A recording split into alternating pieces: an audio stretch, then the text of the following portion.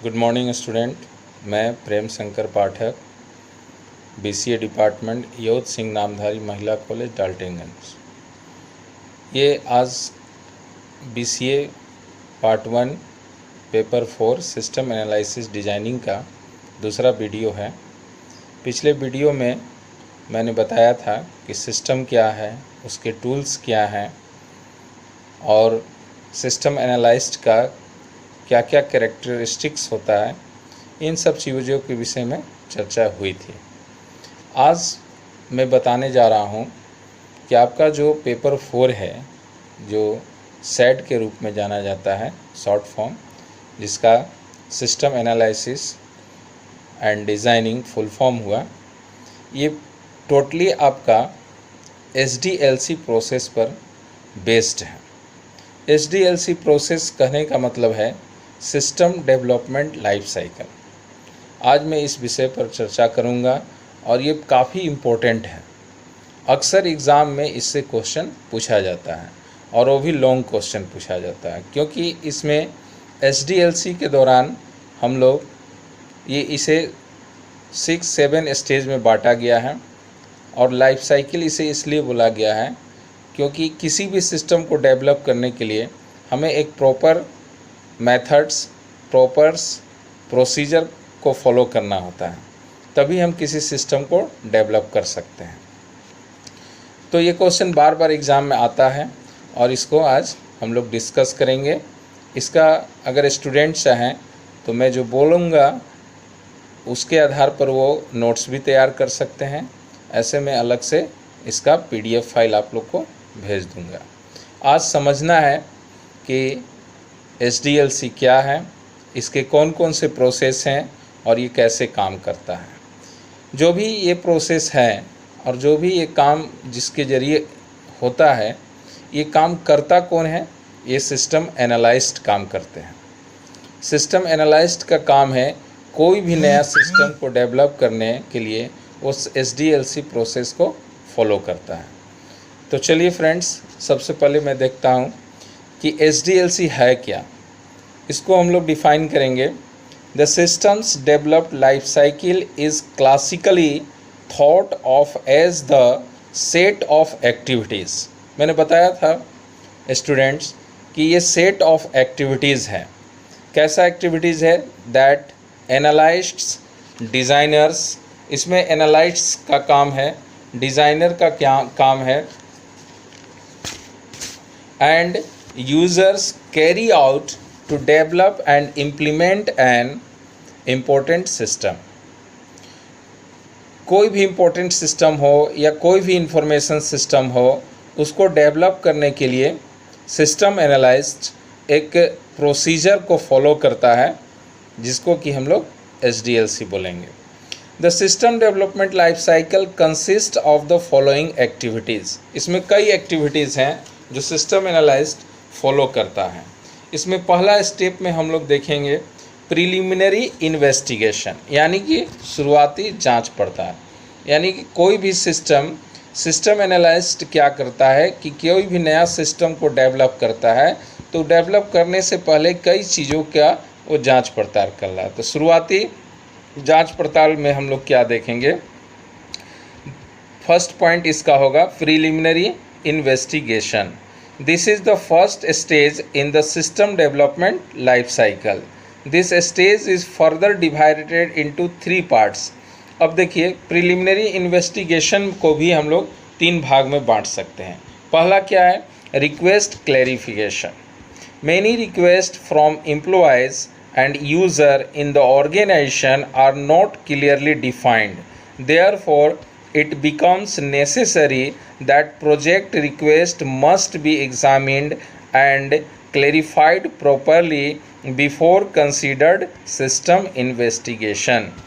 यानी कि first point preliminary investigation का पहला पॉइंट हुआ रिक्वेस्ट क्लैरिफिकेशन।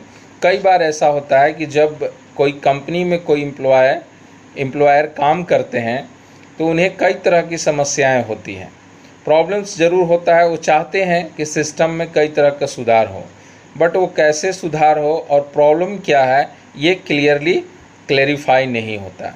तो सिस्टम एनालिस्ट सबसे पहले क्या करता है कि जो भी एम्प्लॉयज़ है उनसे क्लियरली आइडेंटिफाई करता है कि वह एक्चुअली सिस्टम में क्या चेंज चाहते हैं, क्या अपडेशन चाहते हैं, इसे वो स्पष्ट रूप से समझता है। दूसरा पॉइंट हम लोग देखेंगे फेजिबिलिटी स्टडी। अब हम लोग उसमें दूसरा पॉइंट में प्रिलिमिनरी इन्वेस्टिगेशन का ही दूसरा पॉइंट है। फर्स्ट पॉइंट था रिक्वेस्ट क्लैरिफिकेशन, दूसरा है फेजिबिलिटी स्टडी। अब सिस्टम एनालिस्ट का काम है कि वो फेजिबिलिटी मीन्स होता है सुगमता, काम करने में क्या क्या हमें फैसिलिटी मिलेगा, अगर हम वहाँ काम करते हैं तो हमें क्या क्या फेजिबिलिटी कंपनी के द्वारा प्रोवाइड होगा। तो उसमें भी अलग से एक क्वेश्चन आता है अक्सर एग्ज़ाम में, what is feasibility study and how many types of feasibility.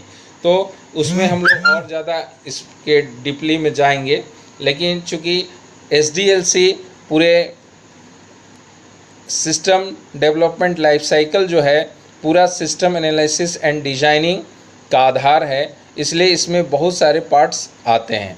तो फेजिबिलिटी स्टडी में हम लोग देखेंगे, जैसे फेजिबिलिटी स्टडी को हम लोग डिफाइन करेंगे, an important outcome of the preliminary investigation is the determination that system requested is feasible. There are three aspects in the feasibility study portion of the preliminary investigation. शुरुआती जांच पड़ताल में हम ये चीज़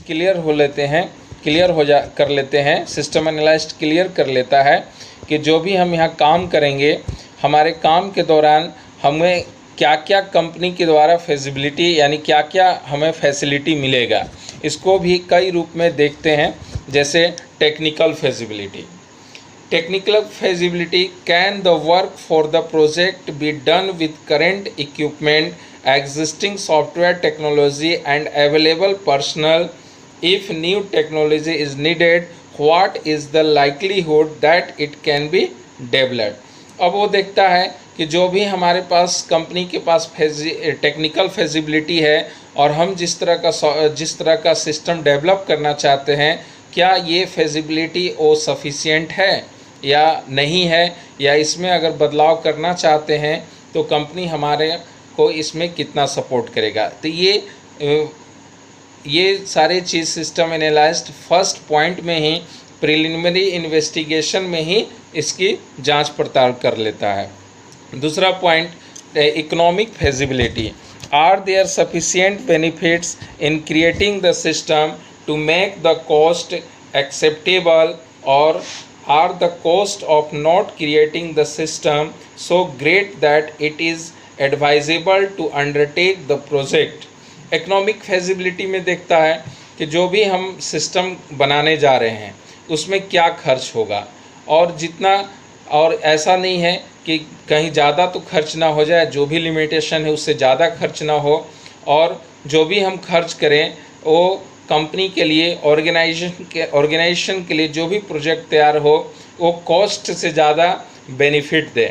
ये चीज़ का हम लोग आकलन कर लेते हैं इकोनॉमिक फेजिबिलिटी में। Operational feasibility: will the system be used if it is developed and implemented? Will there be resistance from user that will undermine the possible applicable benefits? During the feasibility study is carried out by a small group of people who are familiar with information system techniques, understand the parts of the business or organization that will be involved or affected by the project, and are skilled in the system analysis and design process. Operational feasibility यानी कि जो व्यक्ति जिसको हम project बना कर देंगे वो व्यक्ति इसको सही तरीके से ऑपरेट कर ले। हमें इस सिस्टम एनालिस्ट को दिमाग में हमेशा ये बात रहेगा कि हम इस तरह का सिस्टम डेवलप करें जो पहले से एम्प्लॉयर काम कर रहे हैं वो हमारे सिस्टम को भी अच्छे तरीके से समझ जाएं और धीरे धीरे वो यूज़र फ्रेंडली हो जाए। तो इस चीज़ का भी ध्यान रखना पड़ता है, फेजिबिलिटी देखना पड़ता है। तो फर्स्ट टाइम पहला पॉइंट था इसका SDLC का, यानी कि सिस्टम डेवलपमेंट लाइफ साइकिल का प्रिलिमिनरी इन्वेस्टिगेशन, इसमें हमने देखा प्रिलिमिनरी इन्वेस्टिगेशन के अंतर्गत पहला पॉइंट रिक्वेस्ट क्लैरिफिकेशन, दूसरा फेजिबिलिटी स्टडी और तीसरा request approval. It is not necessary that all requested projects are desirable or feasible. Some organization receive so many project requests from employees that only a few of them can be pursued. Request approval अक्सर देखा जाता है कि system analyst के द्वारा या company में जो लोग काम कर रहे हैं वो लोग कई तरह के रिक्वेस्ट अपने higher authority, director, manager, CEO के पास रखते हैं, लेकिन सारा प्रोजेक्ट अप्रूव्ड नहीं होता, सारा प्रोजेक्ट अप्रूव्ड नहीं होता। उसमें कई चीज़ का जांच पड़ताल होता है, वो कंपनी के लिए हमारा बेनिफिशियल है या नहीं, ये सारा चीज़ क्लैरिफाई होने के बाद ही अप्रूवल मिलता है।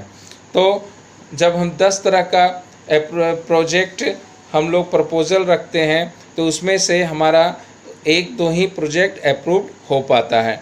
It is not necessary that all requested projects are desirable और feasible. Some organization receive so many project request from employees that only a few of them can be pursued. However, those projects that are feasible and desirable should be put into a schedule.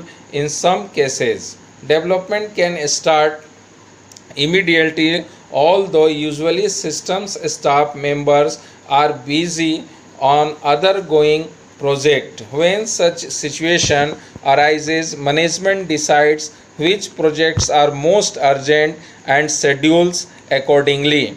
After a project request is approved, its cost, priority, completion, time, and personal requirements are estimated and used to determine where to add it to any existing project list.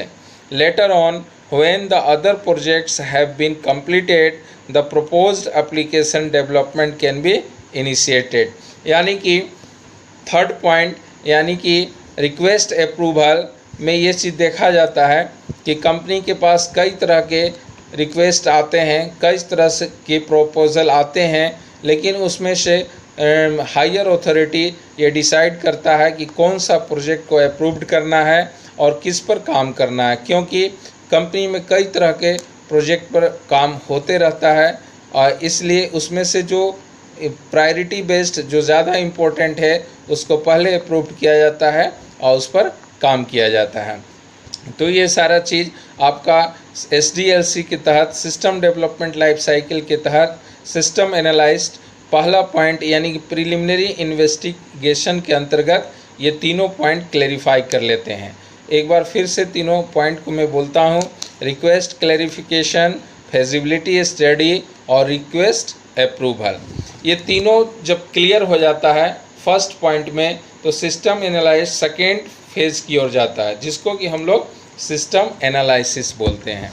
This stage is also divided into 2 stages. इसे भी हम लोग 2 तरीके से 2 भाग में बांटा गया है।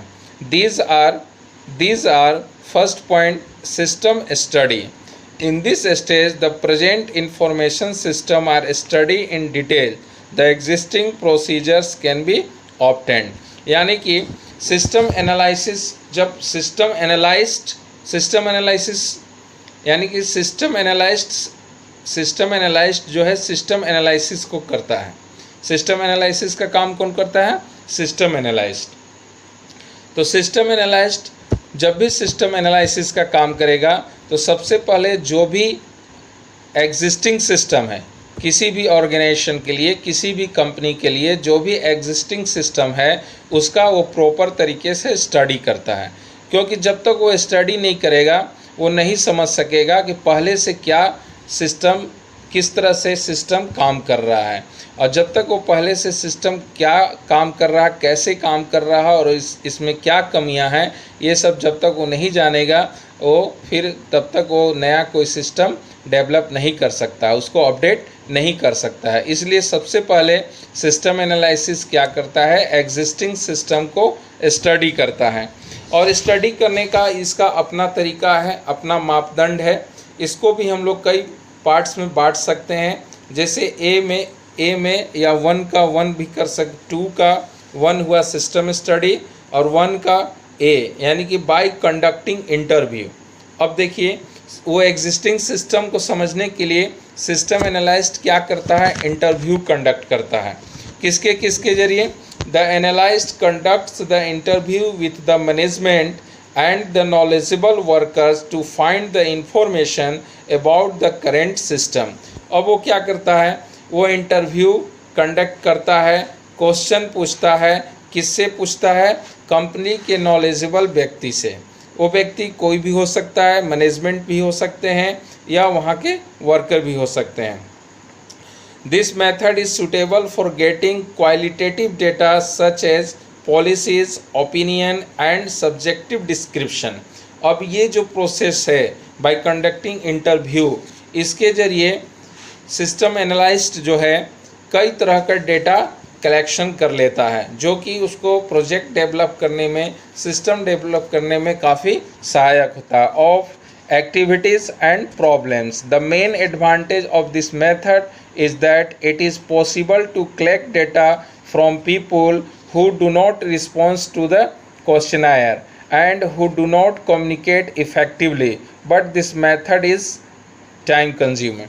अब इसमें कई बार ऐसा होता है कि जिस व्यक्ति को हम नॉलेजेबल समझकर उनसे क्वेश्चन करते हैं, हो सकता है वो सही तरीके से उस क्वेश्चन को जवाब न दे सके, क्वेश्चन का जवाब न दे सके। तो उससे फिर जब मैनेजमेंट पास गए, वहाँ से अगर क्वेश्चन का जवाब नहीं किया, नहीं सही तरीके से मिला, फिर वर्कर के पास क्वेश्चन को रखेंगे, अगर वहाँ से भी नहीं मिला तो फिर हायर अथॉरिटी पास जाएंगे। इस तरह से वो क्वेश्चन करते हैं और उससे जवाब लेते हैं और डेटा का कलेक्शन करते हैं, ताकि वो आगे आपका काफ़ी इम्पोर्टेंट होता है। दूसरा बी पॉइंट में हम लोग रखेंगे by questionnaire. In this method the user the system analyst distribute the questionnaire.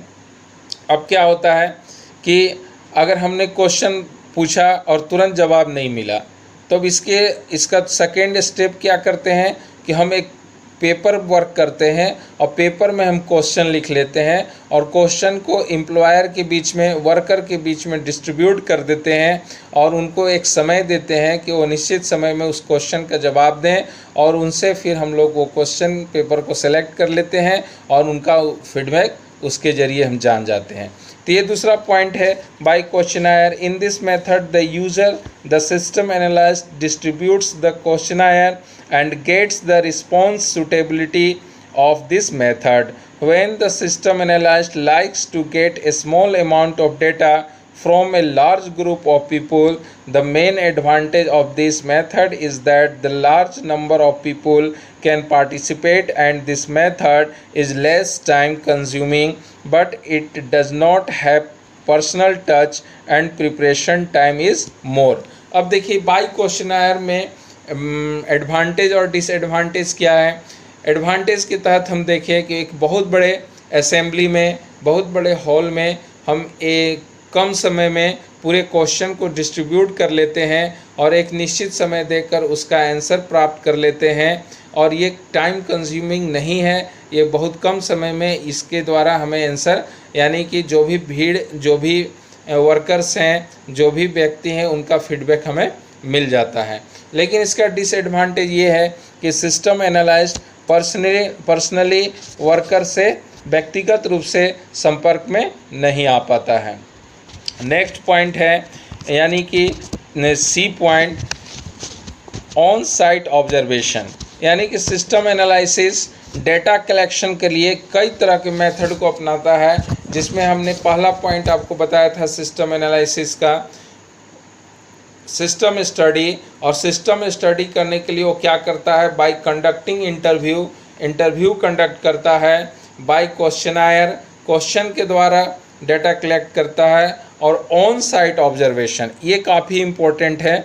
On site observation यानी कि जिस प्लेस पर कंपनी में काम हो रहा है वो उस जगह पर जाता है और वहाँ से डाटा कलेक्ट करने के लिए प्रयास करता है। तो उसके लिए क्या करेगा, इन this method The system analyst collects the data by absorbing the actual work which task place in the organization. Actually जिस जगह पर काम कंपनी में होता है उस जगह पर जा कर के वो डेटा को कलेक्ट करता है. Out of all fact finding method this method is more reliable. और ये काफ़ी विश्वसनीय है, काफ़ी विश्वसनीय डेटा इसमें कलेक्शन होता है, क्योंकि ऑन साइट जो डेटा मिलता है वो काफ़ी क्लियर होता है और काफ़ी रिलायबल होता है. In fact, the data obtained from the other methods can be verified using this method. So, the main advantage of this method, it is reliable. सबसे बड़ा इम्पोर्टेंट क्या है, ये काफ़ी रिलायबल होता है, क्योंकि आप वहाँ देखते हैं काम कैसे हो रहा है, तो वहाँ से जो डेटा मिलता है वो काफ़ी प्रैक्टिकली और रिलायबल होता है. And can understand the requirement better, but this method is also time consuming. लेकिन डिसएडवांटेज में इसमें हम लोग डाल सकते हैं कि ये भी ये टाइम कंज्यूमिंग प्रोसेस के अंतर्गत आएगा. नेक्स्ट पॉइंट है, चौथा पॉइंट, रिकॉर्ड इंस्पेक्शन. अब कंपनी का बहुत सारा रिकॉर्ड रहता है जिसको हम लोग बही खाता भी बोलेंगे. डिफरेंट टाइप का रिकॉर्ड्स रहता है, कॉलेज का, यूनिवर्सिटी का या कंपनीज़ का, जो हम लोग डायरेक्ट रिकॉर्ड को इंस्पेक्शन करके वहाँ से डाटा कलेक्ट कर सकते हैं, गैदर कर सकते हैं. In this method system analyst goes through the documents of the organisation to collect requirements. The organisation documents usually include policies, rules and guidelines. अब वहाँ से हमें ये पता चल जाता है कि जो एग्जिस्टिंग सिस्टम है वो किस पॉलिसी के तहत, किस रूल के तहत, किस गाइडलाइन के तहत काम कर रहा है. The document also gives details as to where the decision making power lies. और किस मेथड के जरिए डिसीजन होता है, ये सारा जानकारी रिकॉर्ड इंस्पेक्शन के द्वारा मिल जाता है. यानी कि जो सिस्टम एनालिसिस जो है, पहला पॉइंट सिस्टम स्टडी करने के लिए वो कई तरह के स्टेप को फॉलो करता है, या जैसे by conducting interview, by questionnaire, on site observation, record inspection. अब दूसरा पॉइंट क्या करता है सिस्टम एनालिसिस? पहला पॉइंट हो गया सिस्टम स्टडी. अब दूसरा पॉइंट क्या हो जाएगा? रिक्वायरमेंट एनालिसिस, यानी कि कंपनी के रिक्वायरमेंट को समझता है. Requirements are referring to the capabilities that are to be present in the new system. यानी कि जो भी नया सिस्टम चल रहा है उस नया सिस्टम के लिए क्या रिक्वायरमेंट है, इस चीज़ को सिस्टम एनालिस्ट समझता है. During this stage the system analyst tries to find out what user expect from a new system. वो ये समझने की कोशिश करता है कि जो भी हम नया सिस्टम बनाएंगे एक्चुअली उस सिस्टम में वहाँ के एम्प्लॉयर जो हैं, वहाँ के वर्कर जो हैं, एक्चुअल में क्या चाहते हैं. The requirement can be qualitative और क्वांटिटेटिव. यानी कि रिक्वायरमेंट जो है वो काफ़ी क्वालिटी होना चाहिए, क्वालिटेटिव होना चाहिए और क्वांटिटेटिव, दोनों रूप से हम लोग देखेंगे. The quantitative requirement may describe the characteristic of a system in general. For example, the system should have high reliability and user friendliness. यानी कि वो चाहते हैं जो भी नया सिस्टम हो वो काफ़ी यूज़र फ्रेंडली हो और काफ़ी रिलायबल हो. अक्सर ये देखने को मिलता है कि ज़्यादातर लोग पहले से जो पुराने सिस्टम हैं वो उस सिस्टम में काम करते करते वो अभ्यस्त हो जाते हैं, इसलिए वो सिस्टम उन्हें ईजी पड़ता है. लेकिन जब भी नए सिस्टम डेवलप की बात हो, नया चीज़ सीखने की बात हो, तो अक्सर हम हेजिटेट करते हैं, अक्सर हम संकोच करते हैं कि पता नहीं वो काम मुझसे होगा या नहीं होगा. तो ये सिस्टम एनालिस्ट पहले से दिमाग में सेट करता है कि हम ऐसा न्यू सिस्टम डेवलप करें जो कि यूज़र फ्रेंडली हो और इजी टू यूज़ हो. अब तीसरा पॉइंट है, यानी कि फर्स्ट पॉइंट क्या था एसडीएलसी का, प्रिलिमिनरी इन्वेस्टिगेशन, जिसके अंतर्गत हम लोगों ने कई तरह के पॉइंट देखा. दूसरा पॉइंट था सिस्टम एनालिसिस अब सिस्टम एनालाइज एग्जिस्टिंग सिस्टम का एनालिसिस का कई तरीका अपनाता है। अब तीसरा पॉइंट हम लोग देखेंगे सिस्टम डिज़ाइन। तीसरा point system design. The computer system design process is an exercise of specifying how the system will be work. यानी डिज़ाइन के दौरान, सिस्टम डिज़ाइन के दौरान सिस्टम एनालिस्ट ये डिसाइड करता है कि एक्चुअली में हमारा सिस्टम कैसे काम करेगा, how the system will work. It is an iterative process, और ये एक बार में कंप्लीट होने वाला प्रोसेस नहीं है, ये रिपीट करता है, इटरेटिव प्रोसेस है, which is based on what the system will do as shown in feasibility report. और फेजिबिलिटी रिपोर्ट के अनुसार ये सिस्टम एनालिस्ट डिज़ाइन करता है कि हमारा एक्चुअली में सिस्टम कैसे काम करेगा, सिस्टम में क्या होगा, ये सारा चीज़ सिस्टम डिज़ाइनिंग के तहत ये पिक्टोरिकल रूप में प्रेजेंट किया जाता है। Mainly following 5 parts of have been include in the system design process. System design process में 5 पॉइंट को कंसीडर करता है, जिसमें पहला पॉइंट आउटपुट डिज़ाइन, दूसरा पॉइंट इनपुट डिज़ाइन, तीसरा पॉइंट फाइल डिज़ाइन, चौथा पॉइंट प्रोसीजर डिज़ाइन और पांचवा कंट्रोल डिज़ाइन। ये पांचों पॉइंट पर कंसीडर करने के बाद ही सिस्टम डिज़ाइन कंप्लीट होता है। इसमें हम लोग एक एक करके देखेंगे। जैसे output design, the starting point of the design process is the proper knowledge of the system requirement which will normally be converted in term of output. यानी कि जब भी वो सिस्टम डिज़ाइन करेगा तो उसके दिमाग में एक चीज़ क्लियर होना चाहिए कि सिस्टम का हमारा आउटपुट क्या होगा। और इनपुट डिज़ाइन यानी कि जो हम आउटपुट चाहते हैं उसके अनुसार इनपुट डेटा का selection. Once the output requirement have been finalised, the next step is to find output what data need to be made available to the system to produce the desired output। यानी कि जो भी output हम चाहते हैं, जो भी system analyst system के द्वारा आउटपुट चाहता है, उसी के अनुसार वो इनपुट का सिलेक्शन करता है। नेक्स्ट पॉइंट इसमें आता है फाइल डिज़ाइन। यानी कि जब भी हम कोई डेटा रखना चाहेंगे तो उसके लिए फ़ाइल का डिज़ाइनिंग करते हैं, और फाइल कई तरीके से डिज़ाइन होता है। हम इसे टेम्प्रोरी और परमानेंट रूप से स्टोर करके रख सकते हैं। दूसरा है प्रोसीजर डिज़ाइन। नेक्स्ट पॉइंट, चौथा पॉइंट है procedure design. This step involves specification of how processing will be perform. इसमें ये चीज़ क्लियर होता है कि पहले कौन प्रोसेस काम करेगा, फिर दूसरा प्रोसेस क्या होगा, ये सारा प्रोसेसिंग डिज़ाइन इसमें क्लियर किया जाता है। This process the computer procedure will specify what function will be carried out on computer, what will be the different programs, and in what sequence the programs will be run. The non-computer procedure will specify the manual procedures for feeding input data, receiving outputs। यानी कि इसके ज़रिए ये चीज़ clear होता है कि हमारा data का फ्लो किस तरह से होगा, पहले कौन सा प्रोसेस होगा, फिर सेकेंड कौन सा होगा, फिर इसमें रिपीटेटिव टास्क क्या होगा।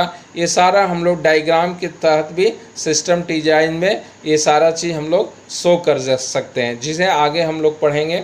DFD, physical DFD, context free diagram, जिसके ज़रिए हम लोग पिक्टोरियल रूप से देख सकते हैं कि हमारा सिस्टम कैसे फ्लो करता है और कैसे काम करता है। तो ये डिज़ाइनिंग के अंतर्गत आएगा। नेक्स्ट पॉइंट है control design. The control design indicates procedures which will ensure correctness of processing, accuracy of data, timely output etc। अब कंट्रोल डिज़ाइन के अंतर्गत हम डिज़ाइनिंग के दौरान ये भी हमेशा याद रखेंगे कि जो भी हम डिज़ाइन कर रहे हैं वो एक निश्चित समय पर कंप्लीट होना चाहिए, उसका प्रोसेसिंग सही होना चाहिए, उसका एक्यूरेसी सही होना चाहिए। ये सारा चीज़ हम लोग कंट्रोल डिज़ाइन में इंश्योर होते हैं। The system design process is there for an iterative process where decisions made और change at one step will have a ripple effect on other steps. और ये भी रिपीटेटिव टास्क है, यानी कि ये टास्क रिपीट करता है और हर जगह जब भी हम कोई भी फ्लो करते हैं, कोई भी डेटा का फ्लो करते हैं, तो सब में ये कंट्रोल डिज़ाइन हमारा काम करता है। नेक्स्ट स्टेप हमारा देखेंगे SDLC का। पहला स्टेप हम लोगों ने देखा था प्रिलिमिनरी इन्वेस्टिगेशन, दूसरा देखा सिस्टम एनालिसिस, और तीसरा डिज़ाइनिंग, और चौथा पॉइंट अब हम लोग देखेंगे डेवलपमेंट ऑफ सॉफ्टवेयर। यानी कि अब यहाँ चौथा पॉइंट में सॉफ्टवेयर का डेवलपमेंट होगा, और इसी सॉफ्टवेयर डेवलपमेंट में हम लोग कोडिंग का काम करते हैं। यानी कि प्रोग्रामर जिस लैंग्वेज, किसी भी लैंग्वेज, जो भी प्रोग्रामिंग लैंग्वेज है, वो किसी एक लैंग्वेज को सिलेक्ट करके प्रोग्राम का कोडिंग करता है, रिक्वायरमेंट के अनुसार प्रोग्राम का कोडिंग करता है और सॉफ्टवेयर का डेवलपमेंट करता है। इसीलिए इसे बोला गया development of software. Software developers में इंस्टॉल परचेज सॉफ्टवेयर और दे में develop new custom designer programs. The choice depends on the cost of each option, the time available to develop software and the availability of the programmers. अब देखिए programmers जो है market में जो भी software available है, जैसे ऑपरेटिंग सिस्टम हुआ, जो कि किसी भी सिस्टम के लिए आधार है, उसका वो इस्तेमाल करेगा और उसके ज़रिए वो कोडिंग और जो भी लैंग्वेज सॉफ्टवेयर उसको लेटेस्ट मिल जाए मार्केट में अवेलेबल के अनुसार, उसके अनुसार वो लैंग्वेज को लेगा और धीरे धीरे उसमें से लैंग्वेज का कोडिंग करेगा और सिस्टम को डेवलप करना शुरू करेगा। Generally it has been observe that programmers are part of permanent professional staff in a big organisation. अक्सर क्या होता है, जहाँ बड़े बड़े ऑर्गेनाइजेशन में कई प्रोग्रामर्स होते हैं जो कि वहाँ फिक्स होते हैं, और वहाँ जितने भी एक प्रोग्रामर्स जो हैं एक टीम वर्क के रूप में मॉड्यूल वाइज काम करते हैं और सॉफ्टवेयर को डेवलप करने का काम करते हैं। In smaller organisation without programmers outside programmer services में बी हायर्ड और retain on a contractual basis. यानी कि बड़ा जब ऑर्गेनाइजेशन है, बड़ा फर्म है, तो वहाँ तो कई प्रोग्रामर होंगे, लेकिन जब छोटे फर्म की बात होती है तो कई बार प्रोग्रामर को हायर किया जाता है कॉन्ट्रेक्चुअल बेसिस या काम के बेसिस पर उन्हें हायर किया जाता है। Also responsible for documenting the program. Programmer और किस चीज़ के लिए रिस्पॉन्सिबल होता है? documenting the program, providing an explanation of how and why certain procedures are coded in a specific way. Documentation is essential to test the program and carry on maintenance once the application has been installed. अब देखिए जब software का design हो जाता है तो ये programmer उसका डॉक्यूमेंटेशन भी तैयार करता है। डॉक्यूमेंटेशन की तहत वो सारा चीज़ उसमें जिक्र करता है कि इस सॉफ्टवेयर हमारा कैसे काम करेगा, इसमें क्या एरर हो सकते हैं, इसको हम लोग कैसे सुधार कर सकते हैं, और वो पूरा थ्योरेटिकली अपने सिस्टम के बारे, अपने सॉफ्टवेयर के बारे में वो एक डॉक्यूमेंट तैयार करता है, जिसको कोई भी अदर व्यक्ति उस डॉक्यूमेंट्स को पढ़कर उस सॉफ्टवेयर को चला सकता है। तो ये काम भी करना प्रोग्रामर का है, उसका रिस्पॉन्सिबल है। अब देखिए नेक्स्ट पॉइंट होता है सिस्टम टेस्टिंग। जब सॉफ्टवेयर, जो भी नया सिस्टम डिसाइड किया गया बनाने के लिए, उसका जब कोडिंग हो गया, सॉफ्टवेयर का डिज़ाइन हो गया, तो अब उसका टेस्टिंग का काम होगा। टेस्टिंग के दौरान क्या होगा वो देखते हैं। During systems testing the system is used experimental to ensure that the software does not fail. यानी कि जब भी हम टेस्टिंग करेंगे तो ये इंश्योर होगा कि हमारा सॉफ्टवेयर टेस्टिंग के दौरान फेल ना हो। In other words we can say that it will run accordingly to its specific and in the way user expect. यानी कि इसका मतलब दूसरे तरीके से हम लोग बोल सकते हैं कि यूज़र जो चाहता था, जो सिस्टम के थ्रू यूज़र जो चाहता था उसके अनुसार वो काम करें, Special test data are input for processing and the results examined. A limited number of users may be allowed to use the system so that analysts can see whether they try to use it in unforeseen ways. It is desirable to discover any surprises before the organization implements the system and depends on it. यानी कि implementation के पहले जो भी software तैयार किया गया है उसका टेस्टिंग होगा। टेस्टिंग का भी कई तरीका है जिसके लिए हम लोग अलग से उसका सेशन करेंगे, अलग से उसका वीडियो बनाएंगे कि कई तरह के टेस्टिंग होते हैं और उसका क्वेश्चन सेपरेटली आएगा जिसमें हम लोग ज़्यादा उसमें डिस्कस करेंगे। तो टेस्टिंग के दौरान शॉर्ट फॉर्म में सिर्फ हम देखें तो यूजर्स जो है ये इंश्योर होता है, यूजर्स हो या सिस्टम एनालिस्ट हो या हायर अथॉरिटी हो, ये इंश्योर होता है कि जो हमारा डेटा है, जो हमारा प्रोसेसिंग का काम हो रहा है वो एक्यूरेट हो, एक्यूरेसी हो और जो हमें रिक्वायरमेंट चाहिए वो सही तरीके से एक टाइम लाइन पीरियड के दौरान मिल रहा है या नहीं, ये इस सारा चीज़ का इसमें टेस्टिंग के दौरान वो चीज़ क्लियर होता है। जब टेस्टिंग हमारा कंप्लीट हो जाता है तब नेक्स्ट पॉइंट हम लोग इम्प्लीमेंटेशन में आते हैं। इम्प्लीमेंट करना यानी कि सॉफ्टवेयर को लागू करना। This stage also involves 2 activities. इसको भी 2 भागों में बांटा गया है। पहला द यूज़र ट्रेनिंग एंड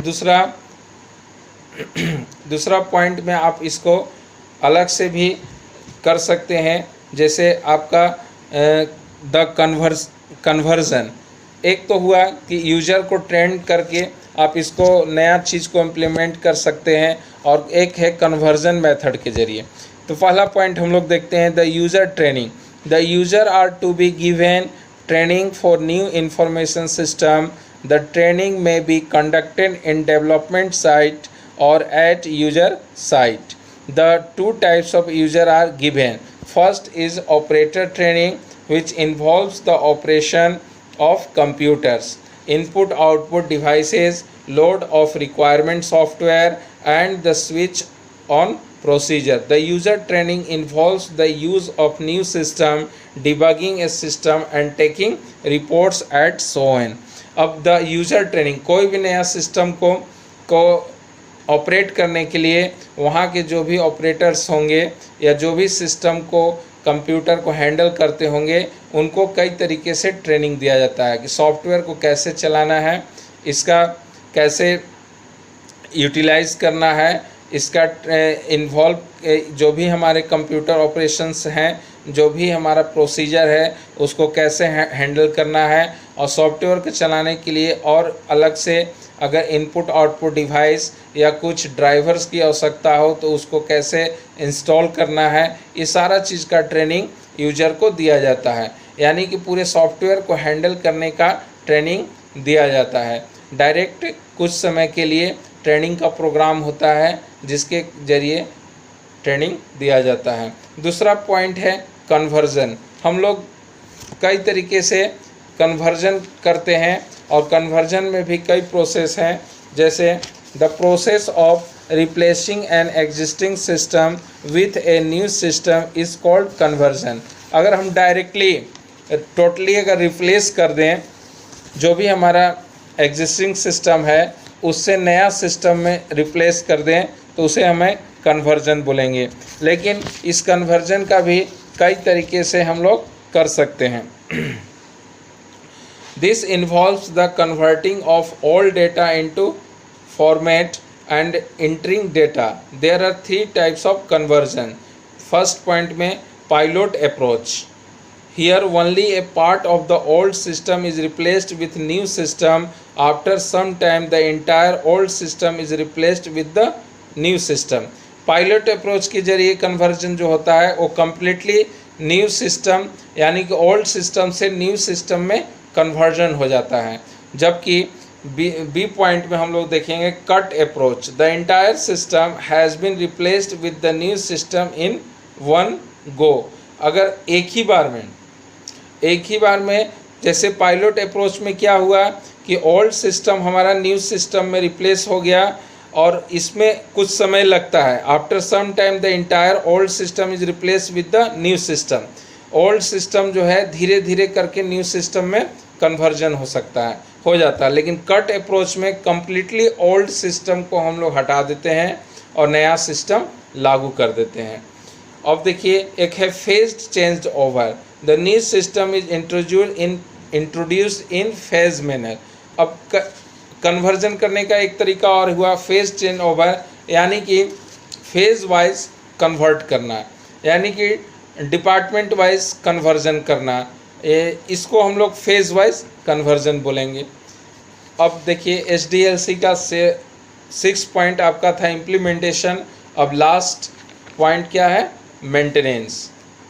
यानी कि स्टूडेंट्स SDLC का लास्ट पॉइंट मेंटेनेंस। आपने देखा कि सबसे पहले हम लोगों ने क्या किया था?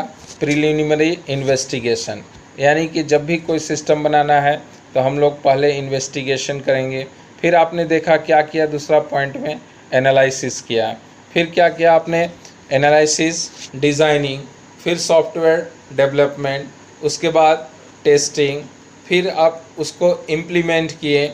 उसके बाद नेक्स्ट पॉइंट मेंटेनेंस, यानी कि ये लास्ट पॉइंट। जब आप सॉफ्टवेयर डेवलप हो गया, उसका टेस्टिंग हो गया, उसका मेंटेनेंस कर ली, उसका हम लोग इम्प्लीमेंट कर लिए, अब हम लोग लास्ट क्या करेंगे? मेंटेनेंस, यानी कि जो भी सॉफ्टवेयर को हमने इम्प्लीमेंट किया उसको मेंटेनेंस कैसे करते हैं। After implementation the maintenance begins. It is an iterative process. It is divided into 3 major activities. Maintenance क्या है? ये भी एक इटरेटिव प्रोसेस है, यानी कि जब तक सॉफ्टवेयर काम हम करते रहेंगे कुछ न कुछ हमें मेंटेनेंस की आवश्यकता होती है। इसको भी हम लोग कई पार्ट में बांट सकते हैं, जैसे फिक्स करना।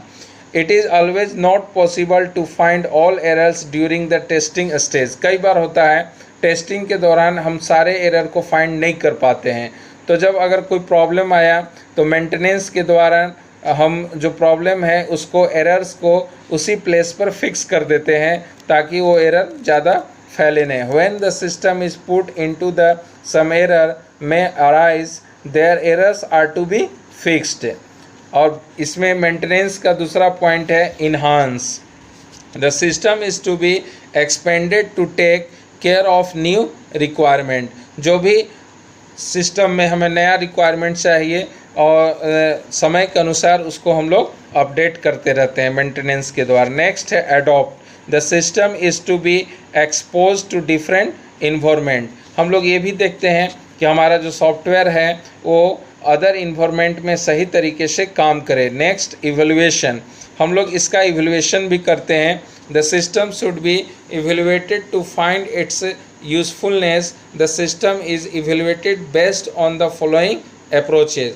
अब देखिए हम बार बार इवैल्यूएशन करते रहते हैं सॉफ्टवेयर का कि जिस पर्पस के लिए इसको बनाया गया है वो पर्पस हमारा इसमें सॉल्व हो रहा है या नहीं। इस तरह से दोस्तों, इस तरह से स्टूडेंट्स हम देखते हैं कि SDLC प्रोसेस 7 स्टेज में बटा हुआ है और कभी कभी कुछ बुक्स में पॉइंट्स जो हैं 1-2 कम या ज़्यादा हो सकते हैं, या किसी एक पॉइंट के अंदर दूसरा पॉइंट हो सकता है अलग अलग बुक और राइटर्स में, तो उससे घबराने की ज़रूरत नहीं है। आप बेसिकली जो मेन पॉइंट्स है वो सब में रहेगा। तो आपने देखा 7 स्टेज SDLC का, और ये काफ़ी इम्पोर्टेंट है जो अक्सर एग्ज़ाम में, यानी कि जो BCA का पार्ट 1 का पेपर 4 है और उसमें जो है पेपर सेड, और उसका जो ये क्वेश्चन है system development life cycle SDLC, अक्सर एग्ज़ाम में पूछता है और लॉन्ग क्वेश्चन के रूप में पूछता है। तो आप ये 7 पॉइंट को अच्छे तरीके से समझकर उसको लिखेंगे तो अच्छे से अच्छे नंबर आप प्राप्त कर सकते हैं। ओके स्टूडेंट्स, आज के लिए इतना ही। Thank you.